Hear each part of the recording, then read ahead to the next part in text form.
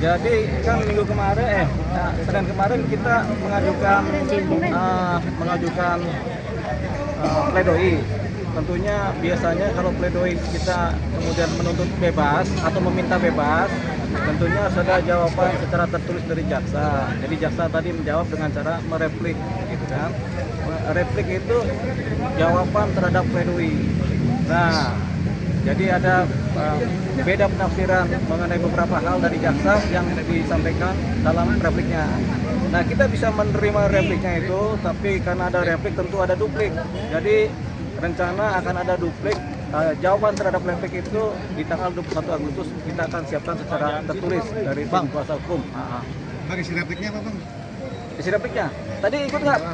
Penuh, Bang, penuh. Jadi nggak ikut. Jadi isi repliknya tentu salah satunya adalah menyatakan bahwasanya kalau seorang pecandu itu dia harus kleper-kleper, harus gini-gini. Kalau pecandu itu kan bahasa Arabnya gitu. Kalau bukan pecandu berarti kan dia nggak masuk dalam unsur kategori pengguna atau penyalahguna. Jadi ada beda penafsiran dari tim jaksa di mana kalau seandainya dia penyalahguna tentunya ada sako-sakonya, ada kleper-klepernya. Ternyata kok Bang Faris RM ini sehat-sehat aja. Gitu yang menjadi perbedaan penafsiran. Sementara kalau kami menafsirkan dia kecanduan karena pakai terus kan, berapa kali memakai narkotika. Jadi itu satu. Kedua, mengenai kata Faris RM seorang legenda musik. Kita menafsirkan atau mencatat seorang Faris RM dalam kapasitasnya sebagai musisi memang legenda.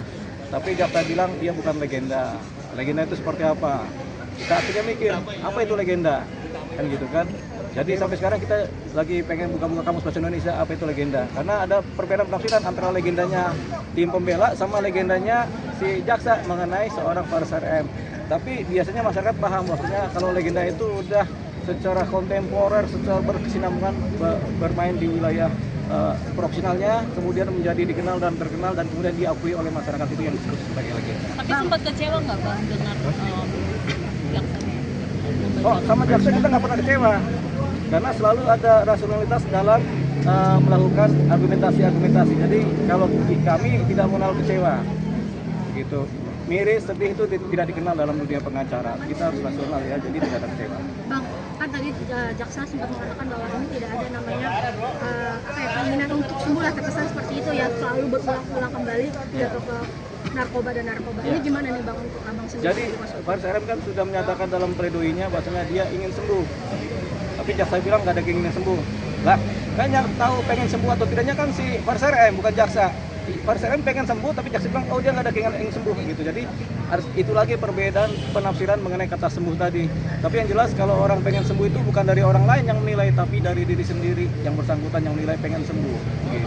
Tapi kan udah hampir ini udah masalah keempat kali atau kelima kali ya kan Bang? Iya. Tadi tanggapan jaksa kan seolah-olah Om Faris ini tidak ingin sembuh, kan terkesannya seperti itu. Oh dia ingin sembuh, tapi kan di kepalanya itu masih ada benih-benih narkotika yang berada di sel-sel otaknya, ya benih-benih obat narkotika, sehingga dia pengen sembuh tapi sel otaknya diganggu mulu sama narkotika. Jadi itu yang mau kita bersihkan kan dengan cara rehabilitasi. Jadi yang ingin sembuh itu sebenarnya adalah Faris RM, bukan penilaian dari jaksa, tapi itu kita anggap sebagai beda penafsiran aja.